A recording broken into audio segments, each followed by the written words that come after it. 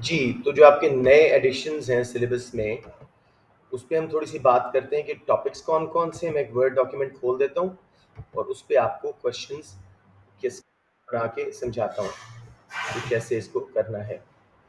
Somebody is trying to enter. Abdul Wahid. Right, ji. So, new topics of syllabus 2023 intake. So that's the idea now कि हम नए topics पे थोड़ा सा अपनी ग्रिप ले रहे हैं क्योंकि जो मुझे नज़र आ रहा है सीआई का, they are testing these topics a lot. मतलब एक क्वेश्चन पुराने वालों में से दे रहे हैं और एक इसमें से दे रहे हैं। स्पेसिमन पेपर में भी मार्च 23 में भी ये उनका स्टाइल बन रहा है। तो let's not leave it for a chance. तो टॉपिक्स कौन से ऐड हुए हैं जी माइक्रो इकोनॉमिक्स में? तो बच्चा मुझे बता सकता है कौन से टॉपिक ऐड हुए हैं?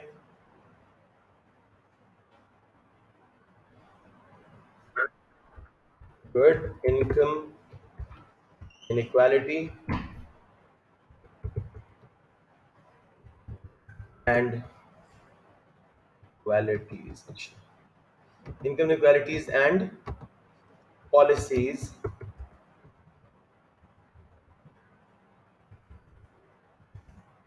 to reduce inequalities. ये हमारा पहला टॉपिक जो हमने इस पे लिख दिया जी।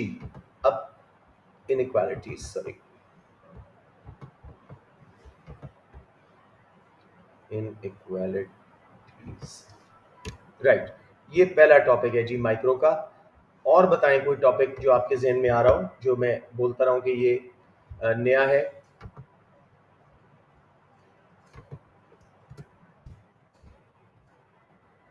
Nobody remembers?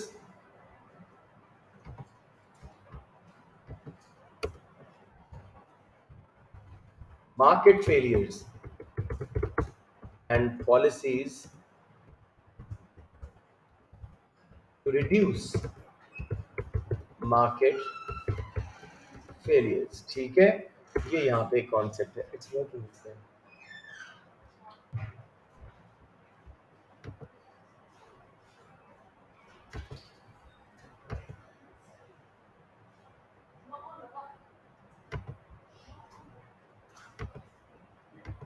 अस्सलाम वालेकुम बच्चों, I am back. Can you hear me?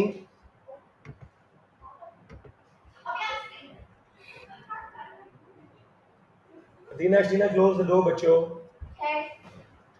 इतना ऊंचा क्यों बोल रही हो?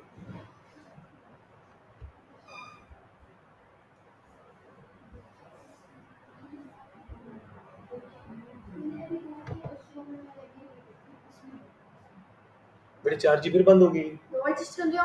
देखो देखो, लगाओ बेटे, जल्दी लगाओ। How come it's not showing? Because it'll take a couple seconds to turn back on. One couple of seconds.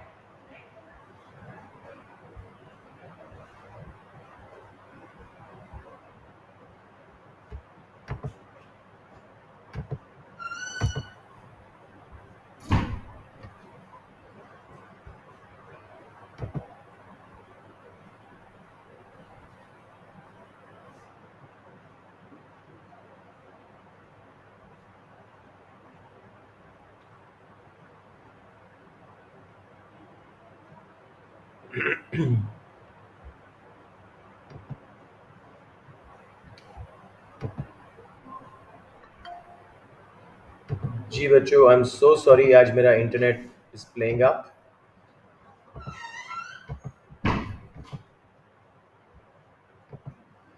जी बच्चों,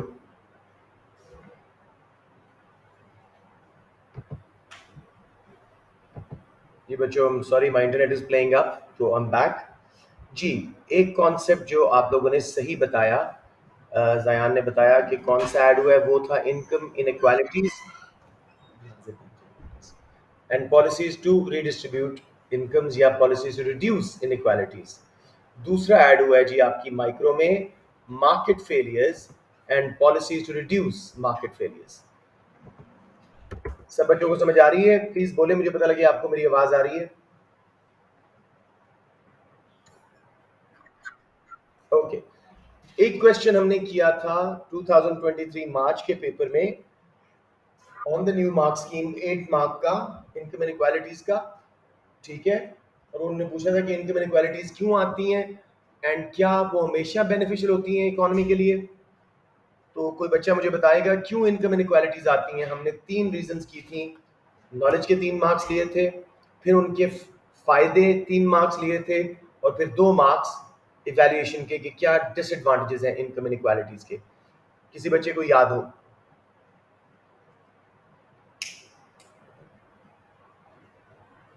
क्यों इनकम इक्वालिटी में कमी आती है?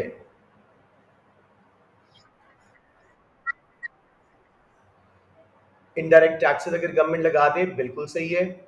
उससे आपकी वो रिग्रेसिव नेचर के होते हैं, they take a bigger proportion from poor's income and smaller proportion from riches income, income gaps widen. और क्या था, प्रोग्रेसिव टैक्सेस को क्या कर दो? सॉरी, दोबारा बोले बच्चों, सॉरी ऊंचा बोले। Yes, difference in education and skills. एक कंट्री में कुछ लोग प्राइमरी सेक्टर में काम कर रहे होते हैं, वो थोड़ा अर्न कर रहे होते हैं, फार्मिंग माइनिंग फिशिंग से थोड़ी अर्निंग होती है। जो सेकेंडरी में कर रहे होते हैं वो उससे ज़्यादा अर्न कर रहे होते हैं, जो टर्शरी में वो उससे ज़्यादा। तो इसलिए सेक्टोरल डिफरेंसेस की वजह से प्रोफेशन के लोग कम ज़्यादा अर्न करते हैं। इसके अलावा जी, एनीवन एल्स? इसका मतलब है आप लोगों ने अच्छी तरह नहीं किया वो। सॉरी,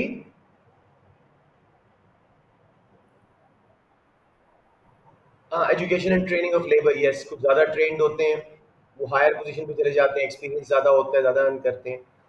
इसके अलावा गवर्नमेंट की transfer payments and minimum wage law. अगर गवर्नमेंट मिनिमम वेज लॉ हटा दे या ट्रांसफर पेमेंट्स अपनी अनएम्प्लॉयमेंट बेनिफिट्स पेंशन वगैरह कम कर दें, तो गरीब जो होते हैं वो मजीद गरीब हो जाते हैं और इनकम गैप्स बढ़ जाते हैं। अब इसका इकोनॉमी पे हमने असर देखा था 3 मार्क्स के लिए कि हाउ आर दे हार्मफुल। कौन बताएगा मुझे? Income, how are they beneficial? Income inequalities क्यों बेनिफिशियल है? प्रोग्रेसिव टैक्सेशन का सोचो, उसको कम किया गया, इनकम इक्वालिटी बढ़ गई, इनकम इनइक्वालिटी, लेकिन इकोनॉमी को क्या फायदा हुआ?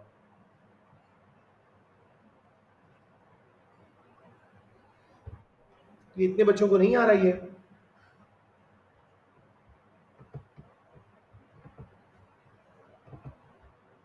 सियाब हमना किसी को नहीं आ रहा।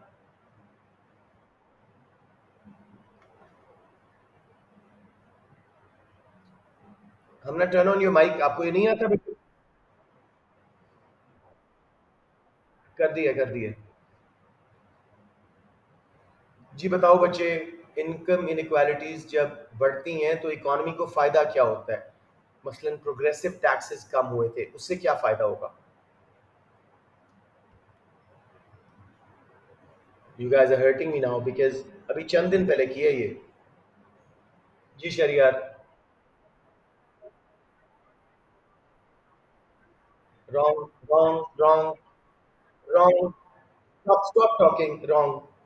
प्रोग्रेसिव टैक्सेस कम करने से इनकम इनइक्वालिटीज बढ़ी थी। उससे इकोनॉमी को क्या फायदा होगा डायरेक्ट टैक्सेस के कम होने से?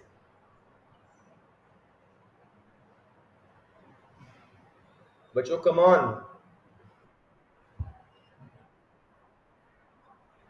जी सर क्या कह रही है? यस, ये पूछ रहा था मैं, ये पूछ रहा था। बेटे प्लीज ये वीडियो दोबारा देखो, अभी करवाया है और अभी ये हालात है। प्लीज अपनी रिटेंशन बढ़ाइए। बेटे क्वेश्चन रिपीट करने में मैं बहुत दफा कर चुका हूँ। क्वेश्चन आपके सामने मैंने मार्च 23 में करवाया। पहले 3 रीजंस व्हाई इनइक्वालिटीज अकर, फिर उसके तीन फायदे बताने हमने एनालिसिस में। एक इन्होंने, जी जी बोले। जमाल रीजॉइन करें if you can't hear anything. जी बोलिए रिजलर।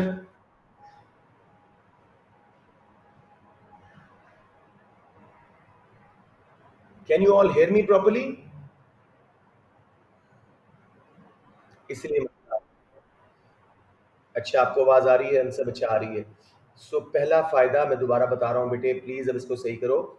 जब प्रोग्रेसिव टैक्सेस कम किए जाते हैं, incentive to work and produce आता है, उससे इकोनॉमी में प्रोडक्टिविटी बढ़ती है, एग्रीगेट डिमांड बढ़ती है, एक्सपेंशन पॉलिसी है, वो सारे फायदे।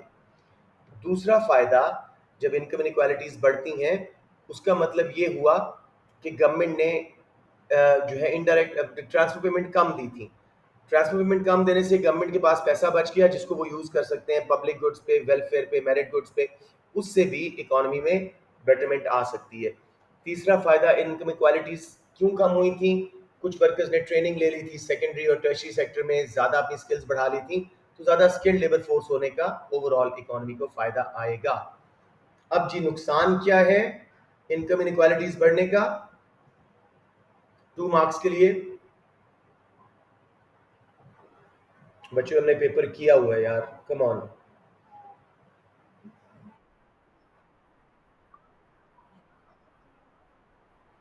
इन्फ्लेशन, चलें मान लेते हैं डिमांड पर इन्फ्लेशन आ जाएगी, लेकिन ये इन्होंने सही बोला शाहरुख ने, पॉलिटिकल एंड सोशल अनरेस्ट आएगा, क्योंकि गरीब मजीद गरीब हो रहे हैं, इनकम गैप्स बढ़ रहे हैं, पॉलिटिकल सोशल अनरेस्ट आएगा, जिसके रिजल्ट में क्राइम रेट्स बढ़ेंगे, law and order situation develop होगी, जो गरीब लोग हैं वो डीमोटिवेटेड फील करेंगे, उनको डिप्रेशन और सुसाइडल टेंडेंसीज हो सकती हैं, सारे social problems. Everyone clear now, या एक बार फिर करवाऊं? आई एम वेरी सरप्राइज कि मुश्किल से 2 हफ्ते पहले, 10 दिन पहले करवाया है। आप लोगों ने अपनी ग्रिप नहीं बनाई उन पेपर्स पे जो मैंने करवाए हैं। रिपीट हो जाता तो आप लोग फंस जाते। राइट जी, let's go back to the document. अब मैं एक नया क्वेश्चन आपको बना के इसको सॉल्व करवा रहा हूँ इनकम इनक्वालिटीज के ऊपर ही।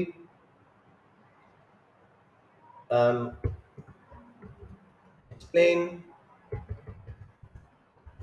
The meanings of Gini coefficient values 0.33 and 0.62, ठीक है, फॉर लेट्स से वो कहते हैं नॉर्वे एंड साउथ अफ्रीका। पहला हिस्सा, consider whether government can always reduce inequalities of incomes। ये बिल्कुल ब्रांड न्यू मार्क स्कीम के मुताबिक मैंने सवाल बनाया आपका कि अब don't hurt me by saying Gini coefficient की वैल्यूज का नहीं पता। नॉर्वे में 0.33 है, इसका क्या मतलब है?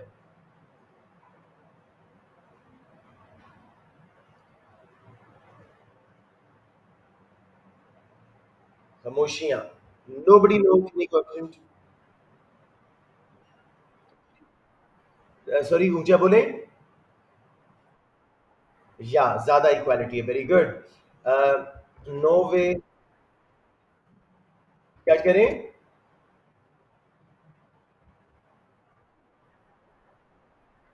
या नॉर्वेज जीनी कोएफिशिएंट में जीसी लिख रहा हूं।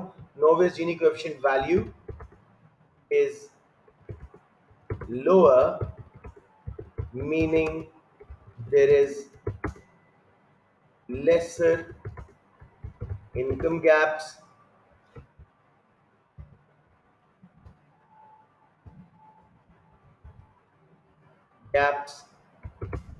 and more fairer distribution of incomes and wealth। सही हो गया जी? closer the Gini coefficient, more fairer, दो बार मैंने सुपरलेटिव लगा दिए, हाँ, the closer the Gini coefficient is to 0, lesser are the income inequalities. अब मुझे बताएं साउथ अफ्रीका का 0.62 क्या सजेस्ट कर रहे हैं?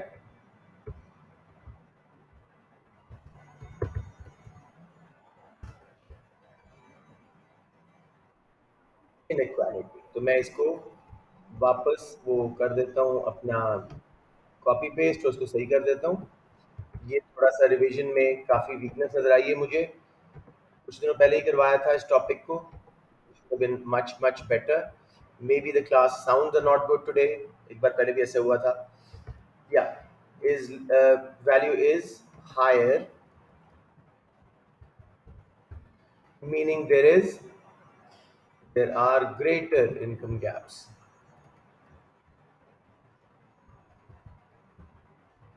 Income gaps and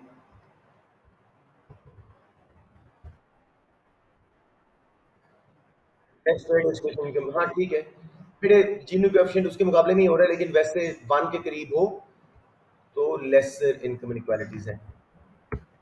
सो अब इसको कंक्लूड कर देते हैं, जैसे उन्होंने कहा, अच्छी बात है। Norway has a more equal distribution, sorry नहीं मेरा बेटा, ये जो नए टॉपिक्स आपके ऐड हुए हैं ना, सीआई उनमें से क्वेश्चन बहुत दे रहा है, स्पेसिमेन पेपर में भी और 23 में भी। तो मैं, हाँ तो मोर ही है, कहाँ लिखा हुआ है?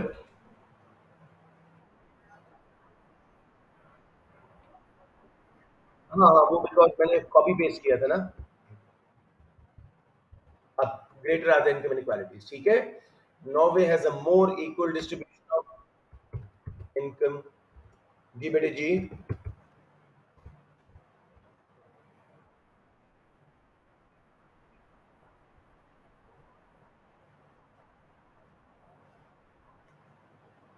What do you mean doesn't exist in reality? सारी दुनिया यूज करती है।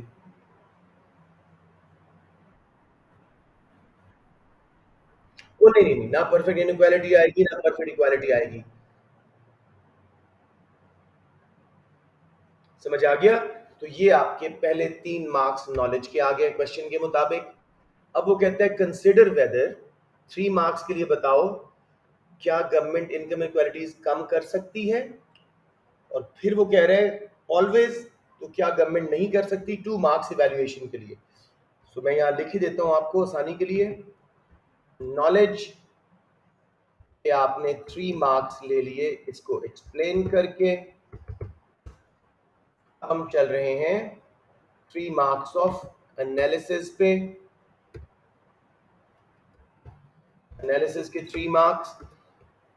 अब जी मुझे बताएं पॉलिसीज गवर्नमेंट क्या क्या यूज कर सकती है, उसको लिस्ट करके डिस्कस कर लेते हैं। इनकम इनइक्वालिटीज को कम, yes, progressive taxation. Higher the income, higher the tax rate. Marginal rate of tax will be greater than average rate of tax, means greater proportion of rich's income is taken in tax and a smaller proportion of poor's income is taken in tax. Income gaps will reduce. ठीक है, दूसरा बताएं जी।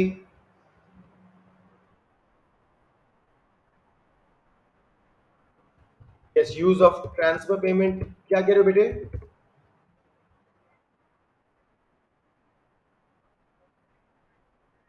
Yes yes, absolutely, utility bills वगैरह में ऐसा किया जाता है, बिल्कुल सही है। Progressive taxation, use of transfer payment, और आखिरी कर लेते हैं education and training of workers.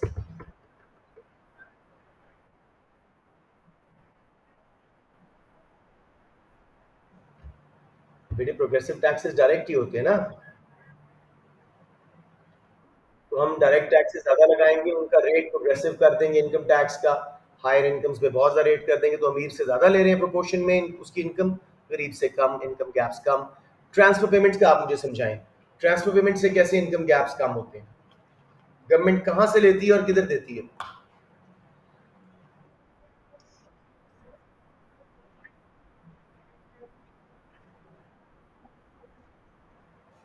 कौन से पुअर? अनअर्नड इनकम से, लेकिन अनअर्नड इनकम्स होती हैं, लेकिन अनअर्नड पीपल नहीं होते। What groups are we talking about? किसको गवर्नमेंट दे रही है उठा के? Unemployed, pensioners, food support schemes, poor income support schemes, उससे रिच से पैसा लिया, गरीब को रिडिस्ट्रीब्यूट किया, इनकम गैप्स ठीक हो गया। यस, बिल्कुल सही है बेटे, बिल्कुल सही है। जो भी आप लॉजिकली लिखोगे इसके तो अनलिमिटेड पॉइंट्स हैं। समझ आ गया मेरे बच्चों सबको?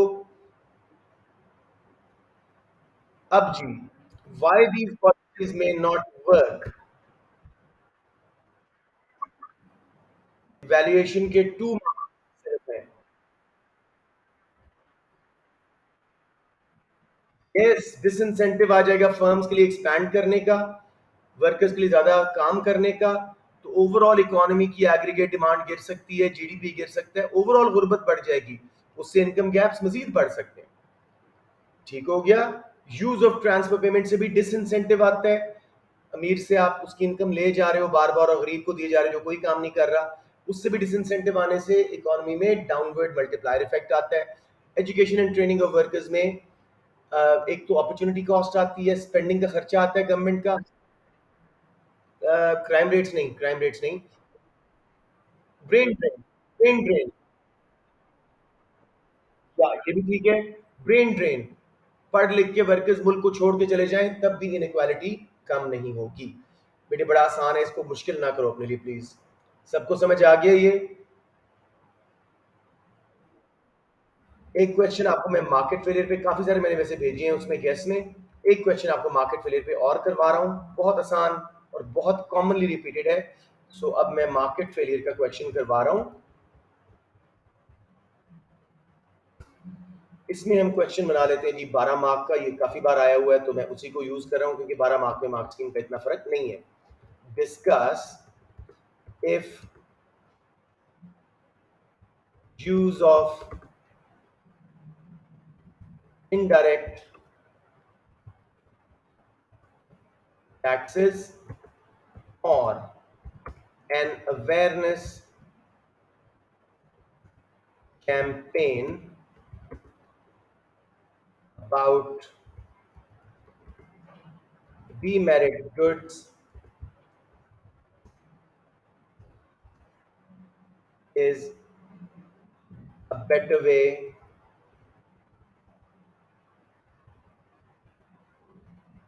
to reduce this market failure। Question समझ आ गया बच्चों?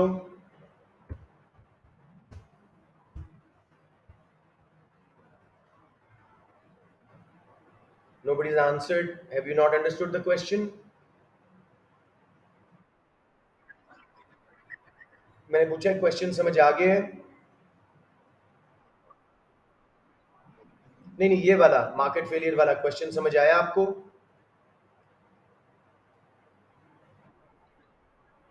ओके, मेहदी साहब समझ आ गया? जब पढ़ ले बता दे मुझे। जी, तो इसके एनालिसिस के और नॉलेज के हमारे पास 8 मार्क्स हैं जिनको हम डिवाइड करते हैं। 4 मार्क्स फॉर इनडायरेक्ट टैक्सेस, उसके एनालिसिस यानी good and bad points.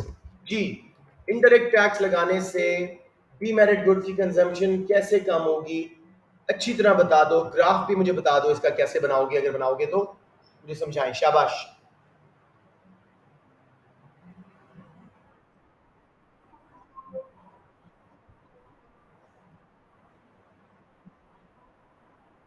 Try and define indirect taxes and give their examples first.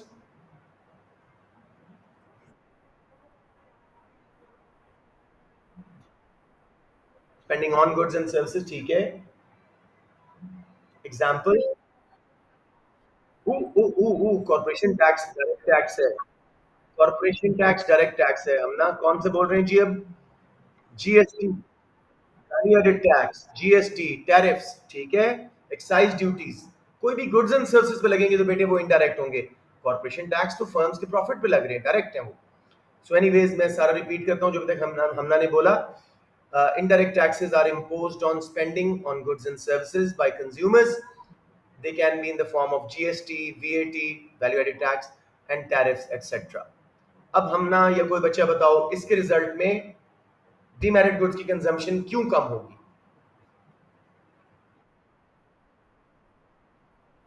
बहुत बड़ा जंप लिया है, बीच का सारा मिस कर गए हो। इनडायरेक्ट टैक्स क्या करेगा पहले?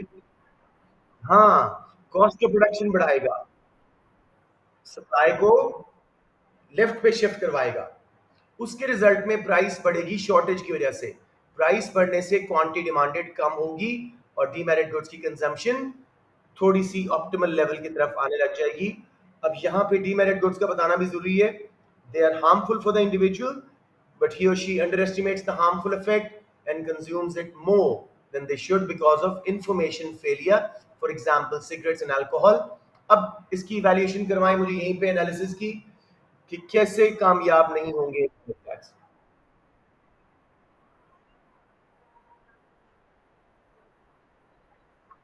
Yes. Demerit goods usually have inelastic demand due to their addictive and habitual properties. As a result, very little quantity demanded will fall and it will be not very effective. Although government's revenue will rise. समझ आ गया मेरे बच्चों? Okay, अब चलते हैं मेरे बच्चे 4 marks for awareness campaign या नज थ्योरी। कौन बच्चा बताएगा क्या होती है और उसके रिजल्ट में कैसे ये मार्केट फेलियर दूर होगा?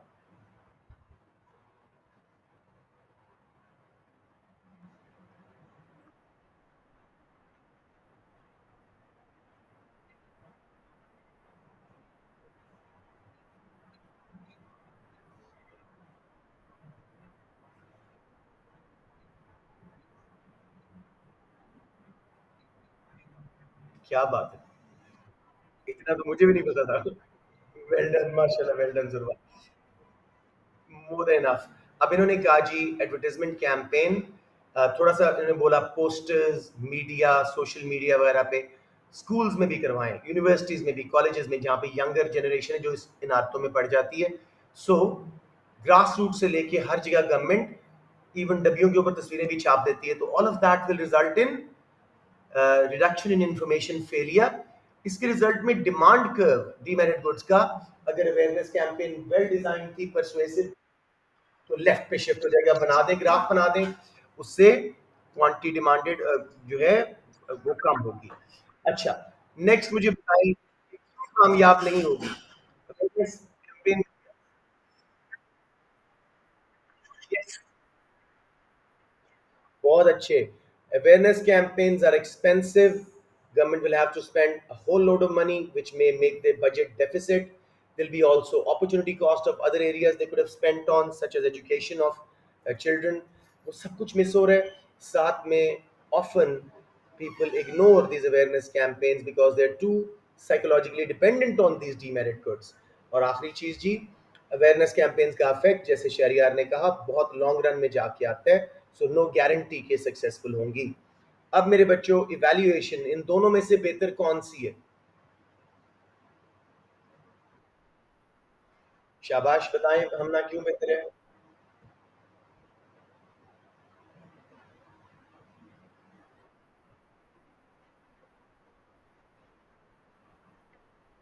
वो तो कंक्लूजन बन गया, बहुत अच्छा, 2 मार्क्स का बन गया। थोड़ा सा बताएं अवेयरनेस कैंपेन बेहतर क्यों है? अपनी एनालिसिस से बात कर। Yes. So basically, it's targeting the main cause of market failure, information failure. Awareness campaigns are better because they target the exact main cause of, information failure, and reduces that. As a result, uh, the quantity demanded becomes more optimal. ठीक हो गया, ये बात करनी है। whereas indirect taxes often fail because of inelastic demand, nature of demand for these goods. One method is, जैसे जुर्वा ने बोला, government can raise tax revenue from indirect tax क्योंकि inelastic demand है, बहुत revenue आ जाएगा, and use that to fund the awareness campaign and make it rather persuasive. सब बच्चों को समझ आ गया मेरे बच्चों?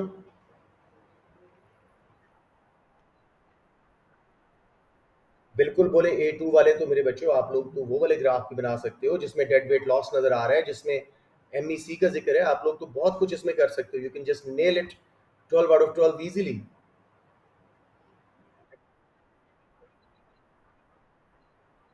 हाँ कि शॉर्ट रन में ज्यादा इंडायरेक्ट टैक्सेस अफेक्ट करेंगे, लॉन्ग रन में awareness campaign. Good good good evaluative point. बेटे जरूर करो, because you guys same economics है, आपने एडवांस लेवल पे पढ़ी हुई है, तो यूज them, जरूर यूज करो। But don't go out of the sketch of the question. आपने तो मार्केट फेलियर को बहुत ज्यादा पढ़ा हुआ है इन लोगों से, ठीक है ना? MSB MPC पता नहीं क्या कुछ आप लोगों को पढ़ा दिए। Let's see now. अब इसी क्वेश्चन को मैं चेंज कर रहा हूं। Discuss if use of subsidies or an awareness campaign about merit goods is a better way to reduce that market failure. Handle कर लोगे खुद ही? सबको क्लियर है? ओके। अब इसी में वो क्वेश्चन चेंज करता है। वो कहता है जी, discuss two ways a government can reduce external cost of production in an economy. 12 marks. External cost, pollution वगैरह को कम करने के लिए भी यही पॉलिसीज हैं। इनडायरेक्ट टैक्सेस लगाए जा सकते हैं, कितने, जितनी वो एक्सटर्नल कॉस्ट कर रहे हैं उतने अमाउंट टैक्स लगा दो। थर्ड पार्टीज पे जाने की बजाय प्रोड्यूसर एंड कंज्यूमर पे सारा बर्डन आ जाएगा, प्राइस बढ़ेगी, सप्लाई कम होगी, मार्केट फेलियर दूर हो जाएगा। लेकिन अगर डिमांड इनइलास्टिक थी तो ये इतना काम नहीं आएगा। साथ में इनडायरेक्ट टैक्सेस लगाने से अनएम्प्लॉयमेंट भी फैलती है मुल्क में, तो government might not be very sure about using indirect taxes to reduce pollution.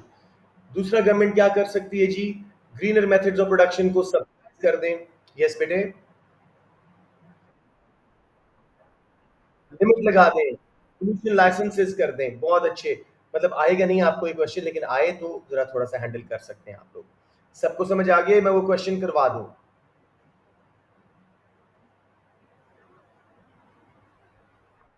All right, okay, then we are good with this. Market failures मेरी तरफ से कंप्लीट आपके हो गए हैं। इसमें वो इनडायरेक्ट टैक्सेस की जगह वो भी बोल सकता मिनिमम प्राइस, उसको जरा हैंडल करते हैं इसी क्वेश्चन को। मिनिमम प्राइस लगाई गई है जी डीमेरिट गुड्स पे, उसका ग्राफ बनाएं, अबव इक्विलिब्रियम मिनिमम प्राइस लगाएं। कैसे इससे कंजम्पशन उनकी कम होगी डीमेरिट गुड्स की?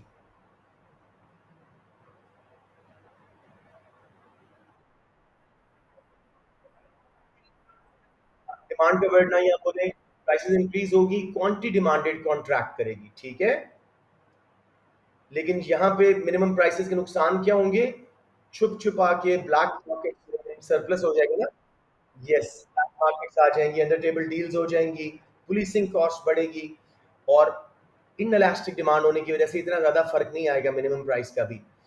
समझ आ गया? अगेन अवेयरनेस कैंपेन के हक में ही जाना है। एवरीबडी क्लियर जी? अब एक आखिरी मैं क्वेश्चन पूछ रहा हूं, let's see if you are still able to understand it और नॉट। इसी क्वेश्चन को चेंज कर रहा हूं। Discuss if use of indirect taxes are the most effective way to control consumption of demerit goods. इसमें क्या एक्सपेक्टेड है? Discuss if use of indirect taxes are the most effective way या best way to control consumption of demerit goods.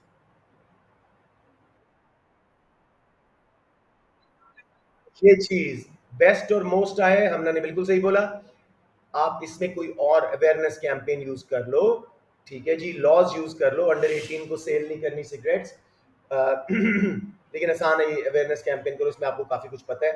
तो indirect taxes के अलावा एक policy को भी कंपेयर करना है और फिर बताना है कि ये बेस्ट है कि नहीं। अकेली पॉलिसी को बेस्ट या वर्स्ट नहीं कह सकते। समझ आ गया मेरा बेटा सबको 100%?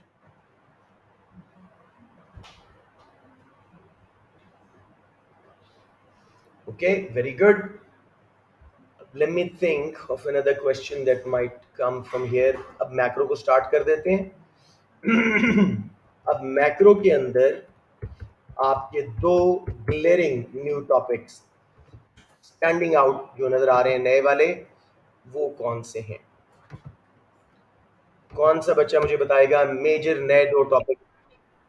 अनएम्प्लॉयमेंट एंड उसका दूसरा हिस्सा चैप्टर के अंदर बताइएगा. economic growth. Unemployment and economic growth are your new addition syllabus. ठीक है, मैं इसमें लिख भी देता हूं. न्यू सिलेबस कहते हो तो मैं डॉक्यूमेंट आपको भेज भी दूंगा. ये हो गया जी अनएम्प्लॉयमेंट एंड इकोनॉमिक ग्रोथ. अब थोड़ा सा अनएम्प्लॉयमेंट का मैं पहले आपको एक टाइम बड़ा थोड़ा है. चलिए सीधा डिस्कस का क्वेश्चन करते हैं, उसी हवाले से वो सारा सॉल्व भी हो जाएगा जो मैं करवाना चाह रहा था. तो let's just go to unemployment का लंबा क्वेश्चन जी. Discuss reasons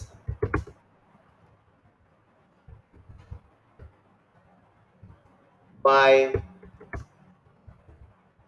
unemployment may increase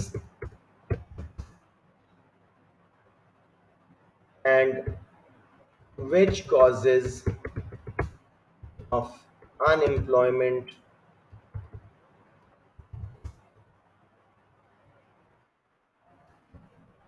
एक सेकंड जी. राइट जी. Discuss the reasons why unemployment may increase and which causes of unemployment are more serious in developing. अब वो हाई इनकम बोलेगा क्योंकि वर्ड आईएमएफ ने चेंज कर दिया है. इन high income and in low income countries. इसी बच्चे को अगर क्वेश्चन जरा समझ लें पहले अच्छी तरह, फिर उसके बाद डिस्कस कर लेते हैं. क्वेश्चन के स्केच में कोई मसला आ रहा हो तो मुझे बता दीजिएगा क्योंकि ये सेल्फ मेड क्वेश्चन ही नहीं, पास पेपर का ही है एक्चुअली यार, A2 में आया हुआ है. Discuss the reason why unemployment में increase, which causes of unemployment are more serious in high income and which in low income countries. जी मेरे बच्चों, मुझे बताएं इसके नॉलेज एंड एनालिसिस के लिए हमने जो 8 मार्क्स लेने हैं उसको कैसे सॉल्व करेंगे. Sorry sorry sorry. Very good, शाबाश. तो सबसे पहले हम स्टार्ट कर देते हैं बाय डिफाइनिंग अनएम्प्लॉयमेंट. जी बच्चों, एंड गिव इट्स फॉर्मूला. जरा थोड़ा स्टार्ट क्वेश्चन का मार्क ना भी मिले अच्छा लगेगा. Define unemployment, give formula. इसी बहाने आपका रिवाइज भी हो जाएगा. जी बच्चों, डिफाइन अनएम्प्लॉयमेंट फॉर मी.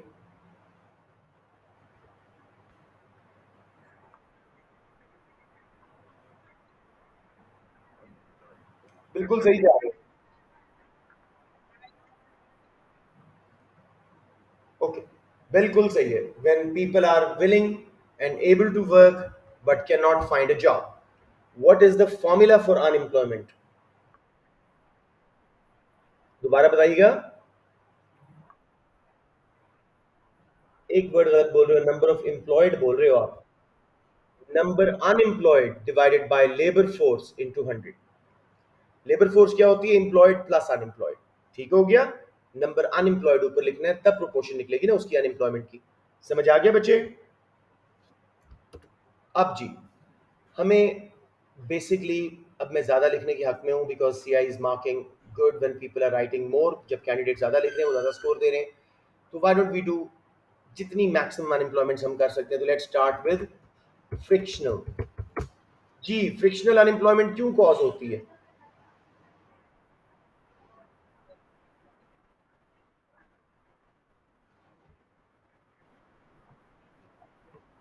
शाबाश, बोले बोले बोले, मैं सुन रहा हूँ।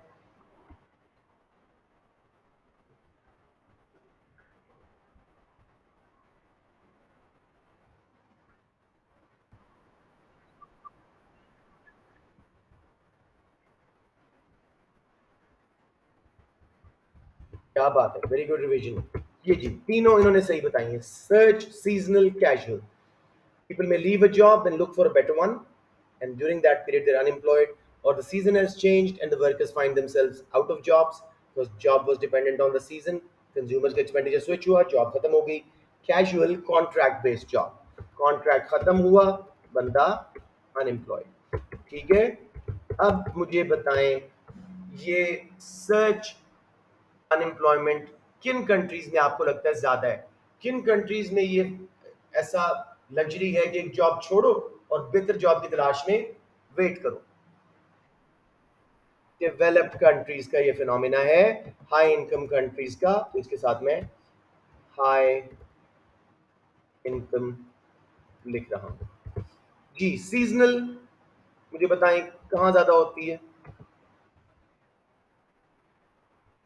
हाँ, बोथ। हमारे थाईलैंड वगैरह लेस डेवलपिंग है, लो इनकम है, लेकिन उधर भी है और अमेरिका में भी है। तो कॉन्ट्रैक्ट बेस्ड जॉब ज्यादा जो है आपके डेवलप्ड कंट्रीज में, ऑथर्स, राइटर्स, एक्टर्स, इस तरह की चीजें, ठीक है ना? तो वो डेवलप्ड कंट्रीज का फिनोमेना है। समझ आ गया? नेक्स्ट है जी स्ट्रक्चरल अनएम्प्लॉयमेंट। अब मुझे शहरियार के अलावा कोई बताए व्हाट आर स्ट्रक्चरल अनएम्प्लॉयमेंट की रीजंस। शाबाश। Yes, basically a structure of the economy changes and demand for a whole industry falls। इसके अंदर मुझे बता देंगे? Yes, technological. ये कहाँ पे ज्यादा होती है आपके ख्याल में? कहाँ? डेवलप्ड कंट्रीज में टेक्नोलॉजी बड़ी तेजी से एडवांस होती है वहां पे। अब देखो तो वहां बैंक चले जाओ, एक ऑफिसर होगा, मैनेजर, और बाकी सारा ऑटोमेटेड होगा। So technological is more of developed countries phenomena. फिर उसके बाद जी change of fashion, taste etcetera,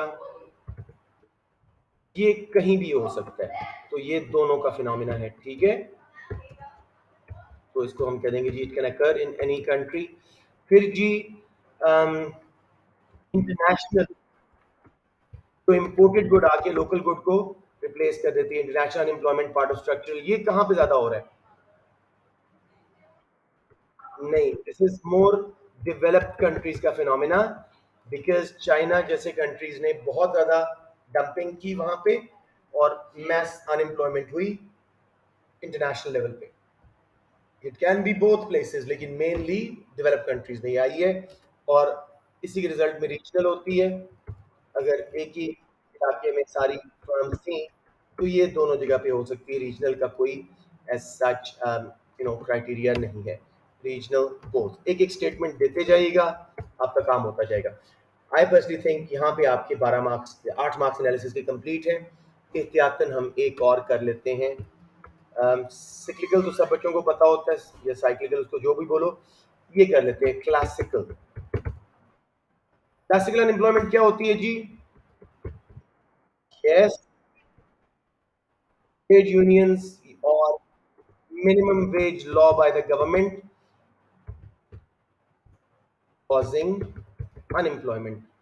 ठीक है, ट्रेड यूनियन ने वेज बढ़वाई, या मिनिमम वेज लॉ गवर्नमेंट ने लगा दिया, अनएम्प्लॉयमेंट हो गई। अब ये कहाँ ज्यादा एग्जिस्ट करती है? कहाँ आपके ख्याल में ज्यादा पहिया जाम हड़तालें और ट्रेड यूनियंस वगैरह ज्यादा तंग करती हैं और नॉट वेरी सिविल बिहेवियर दिखाती हैं? डेवलपिंग कंट्रीज में। शाबाश, डेवलपिंग। ठीक है, ये हो गया जी हमारा खत्म। अब हम जाते हैं पूरा क्वेश्चन कर करके। हमने साथ ही इवैल्यूएशन कर ली है कि भाई कहाँ पे कौन सी एग्जिस्ट करती है। तो इसके अंदर आपको नीचे इवैल्यूएशन के लिए कुछ लिखने की जरूरत नहीं है, मैंने साथ ही करवा दी। सबको क्लियर हो गया बच्चों? बेटे देखो, आप करना चाहो जरूर करो, लेकिन मार्क्स 2 पे ही आपके पूरे हो गए थे। मैंने क्लासिकल भी एहतियातन करवाई है, जरूर करें साइक्लिकल, व्हाई नॉट? देखो आपका एक ही पेपर है, वंस आफ्टर होल ईयर और 2 ईयर आपको इसके रिजल्ट मिल रहे हैं, तो डू इट। ठीक है, और साइक्लिकल ज़्यादा डेवलपिंग कंट्रीज का फिनोमिना है, लो इनकम कंट्रीज का, क्योंकि यहाँ पे हमारे रिसेशंस वगैरह अक्सर आते जाते हैं। जरा आप look at the time you joining, जब मेरी मीटिंग खत्म हो रही है, वेरी सैड। राइट जी। उसके बाद बच्चों एक मैं क्वेश्चन जल्दी से चेंज करके इसी क्वेश्चन को discuss, why unemployment may increase या causes of unemployment and which one is most serious in your country। अब आपको पाकिस्तान के हिसाब से सोचना है। किसी को पता है हमारे यहाँ पे कौन सी अनएम्प्लॉयमेंट ज्यादा एग्जिस्ट कर रही है? इंटरनेशनल नहीं, हमने काफी प्रोटेक्शन यूज की हुई है, वो नहीं है सच। हमारे यहाँ पे कॉस्ट पुश रीजन से, रूपी नीचे जाने की वजह से, ऑयल महंगा होने की वजह से, हमारी कई इंडस्ट्रीज सर्वाइव नहीं कर पा रही। समझ रहे हो? हमारे यहाँ पे साइक्लिकल अनएम्प्लॉयमेंट और स्ट्रक्चरल की कुछ फॉर्म्स एग्जिस्ट कर रही हैं, जिसमें रीजनल हमारे मुल्क में ज़्यादा स्ट्रांग है, टेक्नोलॉजिकल भी है लेकिन ज़्यादा रीजनल, और मोस्टली साइक्लिकल अनएम्प्लॉयमेंट हमारे मुल्क में। समझ आ गया मेरे बच्चों? हैंडल कर लोगे?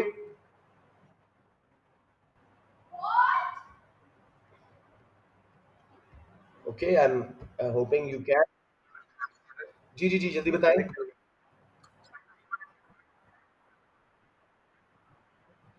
बेटे मैंने बता दिया था कि मैंने साथ साथ जब बताया कि ये हाई इनकम कंट्रीज में, ये बोथ में, ये डेवलप्ड का फिनोमेना, ये डेवलपिंग का, वो साथ साथ इवैल्यूएशन होती गई। तो आप बस एक कमेंट दे देना कि as discussed above, different unemployments exist in different countries as discussed above। जी, आखिरी वाला समझ आ गया? चले आई गेस।